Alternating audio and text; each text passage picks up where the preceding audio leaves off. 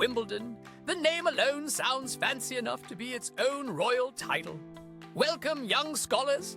I'm Professor Punzworth, and today we're diving into the Grand Slam history of the world's most famous tennis tournament. Now, before we serve up the history, let's get one thing straight. Wimbledon is not just a tennis match. It's a tradition, a celebration, and a smashing good time. Wimbledon is the oldest tennis tournament in the world. It started in 1877, which means it's been around longer than cars, radios, and even sliced bread. It all began at the All England Croquet and Lawn Tennis Club. Yes, that's the real name. Back then, people played lawn tennis on neatly trimmed grass courts. The very first Wimbledon championship had just one event, gentlemen's singles.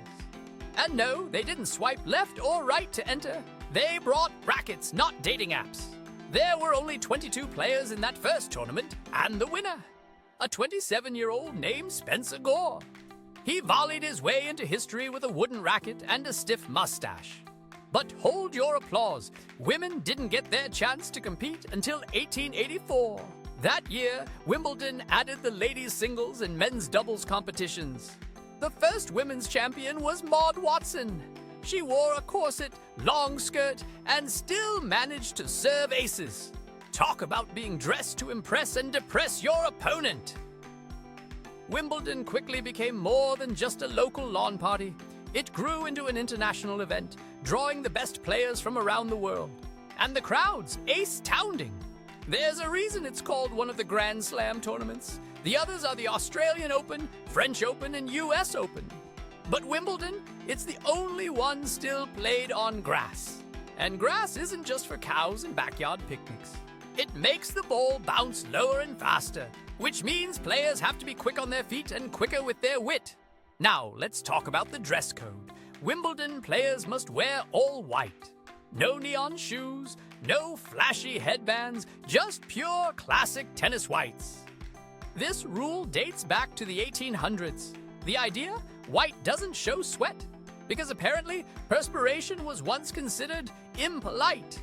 Even today, if your outfit isn't Wimbledon approved, you could get benched. It's the only tournament where fashion really affects your match point. And let's not forget the strawberries and cream. Each year, Wimbledon fans eat more than 38,000 servings during the tournament. That's very impressive. You'll also spot royalty in the stands. The Royal Box hosts members of the British royal family and special guests, from movie stars to astronauts. Talk about out-of-this-world tennis. One of the most iconic Wimbledon traditions, no advertising on the courts. That's right, no billboards, no flashing signs, just green grass, white lines, and legendary swings. And the trophies, winners don't get to keep them. Instead, they receive a small replica. Because sharing is caring, even in championship tennis. Wimbledon is famous for marathon matches. In 2010, John Isner and Nicholas Mahut played the longest match in tennis history, over 11 hours long across 3 days. By the end, even their rackets needed a nap, and their socks probably retired. But Wimbledon showed that determination can last longer than your lunch break. Over the years, Wimbledon has hosted legends like Billie Jean King, Roger Federer, Serena Williams, and Novak Djokovic. It's where tennis history is written, one match at a time. So what makes Wimbledon such a big deal?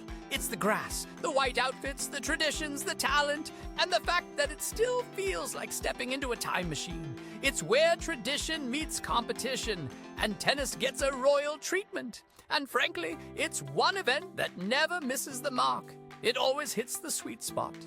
Before we say cheerio, let's volley a few quiz questions your way. Question 1. What year did the first Wimbledon tournament take place? Answer 1877. Question 2. Which surface is Wimbledon played on? Answer grass. Question 3. What fruit and dessert combo is famously served at Wimbledon? Answer strawberries and cream. Smashing job. Now, here's your classroom discussion. Question. If you could create a new sports tradition, what would it be and why? Let us know in the comments. And Don't forget to like, subscribe, and follow for more curious episodes. I'm Professor Punzworth, and that's Game, Set, and Fact.